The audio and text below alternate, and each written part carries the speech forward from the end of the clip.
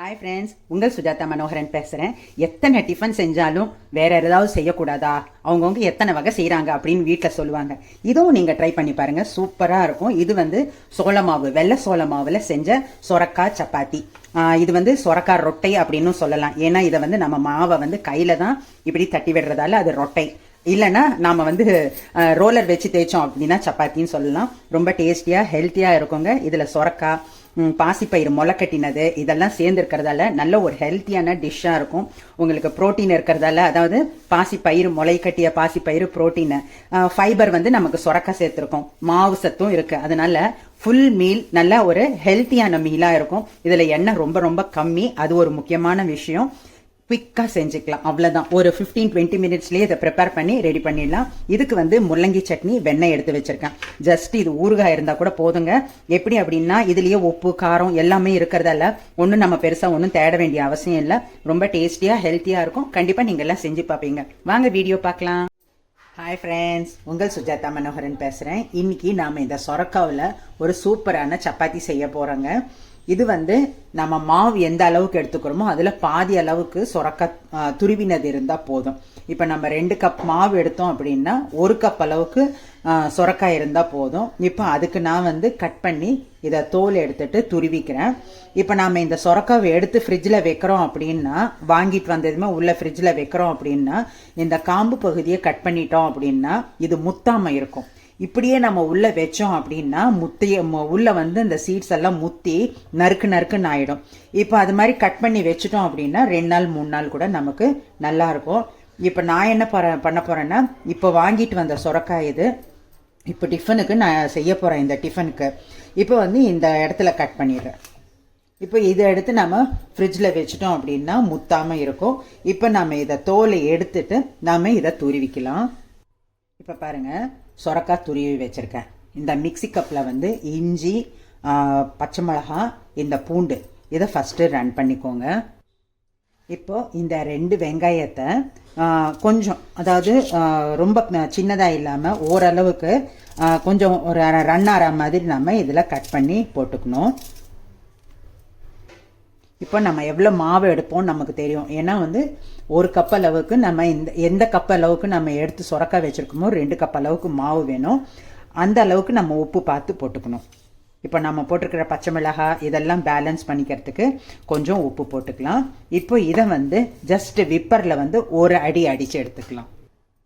இப்போது வெங்காயம், பூண்டு, இஞ்சி, உப்பு எல்லாம் போட்டு ரெடியாக இருக்குது. பச்சை மிளகாய் எல்லாம் போட்டு இது மாதிரி இருக்கணுங்க.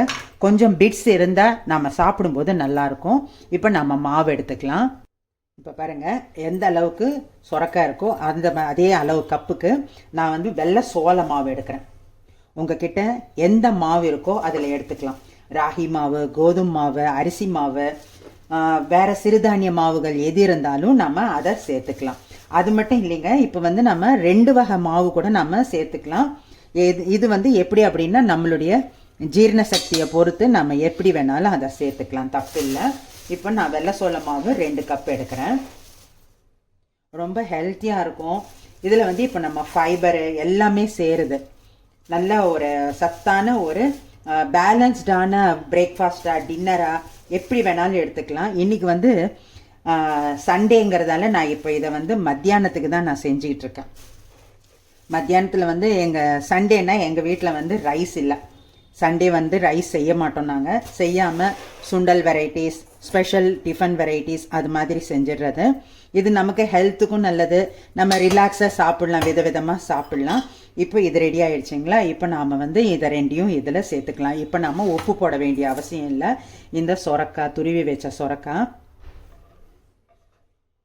உங்களுக்கு கலர்ஃபுல்லாக வேணும் அப்படின்னா உங்களுக்கு இந்த கேரட் அது மாதிரி கூட போட்டுக்கலாம். கொஞ்சம் கேரட்டும் போட்டுக்கலாம். இப்போ இதில் நம்ம தண்ணி விட வேண்டிய அவசியம் இருக்காது. நம்ம இதுவே போதும் இதுக்கு பிசைறதுக்கு. இதில் இருக்கிற தண்ணி சத்தே நல்லாயிருக்கும், போதும். இப்போ இதை பிசைஞ்சிக்கலாம். ஃப்ரெண்ட்ஸ், இதில் பாசிப்பயிறு, முளைக்கட்டின பாசிப்பயிறு இன்றைக்கி இருக்குது. அதனால் அதை கொஞ்சம் போடுறேன். எப்படி அப்படின்னா பைட்டாக நல்லாயிருக்கும். நாம் சாப்பிடும்போது வந்து ஒரு 3 ஸ்பூன் அளவுக்கு நான் போடுறேன். உங்களுக்கு எப்படி வேணுமோ அப்படி போட்டுக்கோங்க.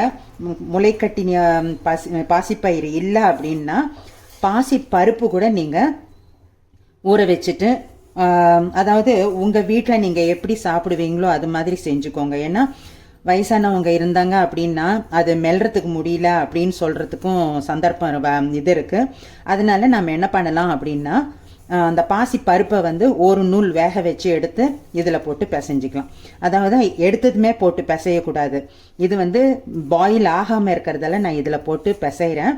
நீங்கள் அதை பாயில் பண்ணி போட்டு பிசைஞ்சிங்க அப்படின்னா கடைசியில் எல்லாம் பிசைஞ்சு முடிச்சுட்டு கடைசியில் அந்த பாசி பருப்பை போட்டு ஒரு பிசைஞ்சிக்கிட்டிங்கன்னா சரியாக இருக்கும்.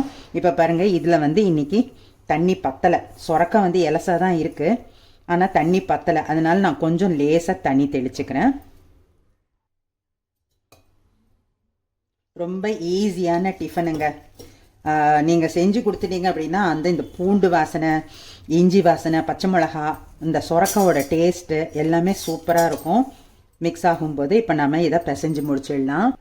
இப்போ பாருங்கள் ஃப்ரெண்ட்ஸ், மாவு வந்து நமக்கு இதை வந்து நம்ம தட்டி தான் விடணும்.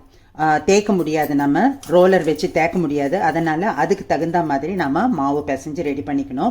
இப்போ இதில் வந்து இந்த மிக்சியில் இஞ்சி பூண்டெல்லாம் இருந்தது இல்லைங்களா, அதையும் கொஞ்சம் தண்ணி விட்டு நான் இதில் சேர்த்து தான் பிசைஞ்சிருக்கேன். ஏன் அப்படின்னா நமக்கு வேஸ்ட் பண்ணக்கூடாது, எதுவுமே வேஸ்ட் பண்ணக்கூடாது. ஏன் அப்படின்னா நம்மளால் எதுவும் உற்பத்தி பண்ண முடியாதுங்க. அதனால் ஒரு பொருளையும் வேஸ்ட் பண்ணுறதுக்கு நமக்கு உரிமையும் இல்லை, அருகதையும் இல்லை. அதனால் எதையும் நம்ம பக்குவமாக அதை கிளியராக செலவு பண்ணிக்கணும். அது மாதிரி செஞ்சிடணும். இப்போ இந்த மாவு ஒரு 5 நிமிஷம் ஊறுறதுக்குள்ளே நம்ம இதெல்லாம் கிளியர் பண்ணி ரெடி பண்ணிக்கலாம். இப்போது நாம் கையில் வந்து தண்ணியை தொட்டுக்கணுங்க. தண்ணியை தொட்டுட்டு மாவு நல்லா நமக்கு கைக்கு வர்ற அளவுக்கு, எந்த அளவுக்கு வேணுமோ அந்த அளவுக்கு சப்பாத்தி பண்ணிக்கலாம். இது உங்களுக்கு நல்லா பெருசாக வேணும்னாலும் தட்டிக்கலாம், இல்லை சின்ன சின்னதாக ஒரு தோசைக்கல்லுக்கு 3 கூட சின்ன சின்னதாக பண்ணி கூட நம்ம போட்டுக்கலாம். இதை வந்து ஈரத்துணிலையும் செய்யலாங்க. ஈரத்துணியிலும் நம்ம இதை தட்டலாம்.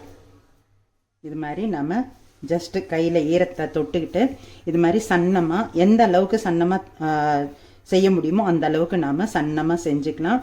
இது வந்து கொஞ்சம் விரிசல் விடும். ஏன் அப்படின்னா இதில் வந்து பசத்தன்மை இல்லை, நமக்கு குளூட்டன் ஃப்ரீ சப்பாத்தி அப்படின்னு சொல்லிக்கலாங்க. வெள்ளை சோள மாவு ரொம்ப உடம்புக்கு நல்லது. வெள்ளை சோளனாவே ரொம்ப ரொம்ப நல்லது உடம்புக்கு. இப்போ இதில் வந்து நம்ம மிக்ஸ் பண்ணிக்கலாம் அப்படின்னு சொன்னேன் இல்லைங்களா. உங்களுக்கு பிடிக்கும் அப்படின்னா இதோட ராகி மாவு போட்டுக்கலாம், இல்லை அரிசி மாவு மட்டும் கூட நீங்கள் மிக்ஸ் பண்ணி செஞ்சுக்கலாம். இப்போ தோசைக்கல் சூடாக இருக்கான்னு செக் பண்ணிடலாம். இப்போது அனல் கம்மி பண்ணிக்கோங்க. இந்த சிலிக்கான் ஷீட் வந்து உங்களுக்கு அப்படியே தோசைக்கல் மேலே போடும்போது ஒன்றும் ஆகாது. இப்போ இதுக்கு வந்து எண்ணெய் தெளிச்சு விட்டுடுங்க. இதுக்கு வந்து ரொம்ப எண்ணெய்லாம் வேண்டியதில்லை. இது வந்து ரொம்ப ரோஸ்டாக வேணும்னா தான் உங்களுக்கு எண்ணெய் அதிகம் பிடிக்கும், இல்லைன்னா நார்மலாக நம்ம குக் பண்ணலாம். இப்போ இதை மூடி வைக்கணும். இப்போ இதை வந்து அனல் கம்மி வச்சு ஒரு 2 நிமிஷம் மூடி வைங்க. நல்லா கும்முன்னு வாசனை வரும். இந்த பூண்டெல்லாம் போட்டிருக்கோம்ல, இஞ்சி பூண்டெல்லாம் ஃப்ளேவர் சூப்பராக இருக்கும். இப்போ கொஞ்சம் டோஸ்ட் ஆகட்டும். இப்போ 2 மினிட்ஸ் ஆச்சு பாருங்கள். நம்ம போட்டதுக்கும் இப்போவும் கலர் சேஞ்ச் ஆகிருக்கிறது நல்லா தெரியும் உங்களுக்கு. இப்போ பாருங்கள், நம்ம எந்த அளவுக்கு வேணாலும் எண்ணெய் விட்டுக்கலாம். நம்ம சாய்ஸ் தான், இதில் தப்பு ஒன்றும் இல்லை. அவங்கவுங்க விருப்பத்துக்கு எண்ணெய் விட்டுக்கலாம். இதை வந்து நம்ம சாஃப்டாகவும் எடுக்கலாம், நல்லா ரோஸ்டாகவும் எடுக்கலாம். சாஃப்டாக எடுத்தோம் அப்படின்னா பெரியவங்க சாப்பிட்றதுக்கு நல்லாயிருக்கும். ஆனால் அந்த பூண்டு வெங்காயம் அதெல்லாம் கொஞ்சம் குக் ஆகிறதுக்கு நம்ம இது மாதிரி கொஞ்சம் விடணும். திருப்பி போட்டப்பறம் நம்ம மூடி வைக்க வேண்டிய அவசியம் இல்லைங்க. இப்போ நாம் வந்து சின்ன சின்னதாக செஞ்சோம் அப்படின்னா இப்படி தள்ளி வச்சுட்டு இங்கே கூட 2 போட்டுக்கலாம். இப்போ நான் அது மாதிரி தான் போட போகிறேன். இப்போ இதையே எடுத்து நம்ம இந்த இடத்துல போட்டு, ஆனால் இப்போ மூடி வைக்கிறது கொஞ்சம் சிரமம், அவ்வளோதான். இப்போ இதுக்கு எண்ணெய் ஸ்ப்ரே பண்ணிவிட்டு, இப்போ மூடி வைக்காத சப்பாத்தி அப்படின்னா நம்ம 2 3 கூட போட்டுக்கலாம். இப்போ இது மூடி வைக்க வேண்டியதாக இருக்கிறதால நம்ம கொஞ்சம் இப்படி தான் வைக்க முடியும். இப்படியும் நம்ம டோஸ்ட் பண்ணிக்கலாம். இப்போது நம்ம திறந்து பார்க்கலாம். பாருங்கள், குக் ஆகிருக்கு. இந்த பக்கமும் இதுவும் நான் வந்து என்ன பண்ணேன் அப்படின்னா அந்த மூடி வச்சுட்டு இதை கொஞ்சம் லேசாக தூக்கிட்டு இதை அப்படியே கையில் திருப்பி விட்டுருக்கேன். இதுவும் நல்லா வெந்திருக்கு பாருங்கள். உங்களுக்கு நல்லா மொறுன்னு வேணும்னாலும் எண்ணெய் கொஞ்சம் ஜாஸ்தி விட்டு கூட டோஸ்ட் பண்ணிக்கலாம். இப்போது நான் இதை பிளேட்டுக்கு மாற்றிடுறேன்.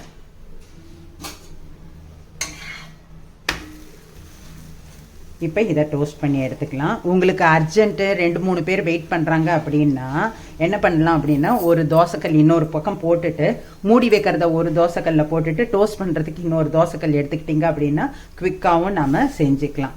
இப்போ வேணும்னா 2வது தரம் எண்ணெய் ஊற்றிக்கலாம், இல்லைன்னாலும் பரவாயில்ல. இப்போது ரெடி ஆகிடுச்சு சப்பாத்தி. இதுக்கு நான் என்ன பண்ணியிருக்கேன் அப்படின்னா பெங்களூர் கத்திரிக்காய் சட்னி.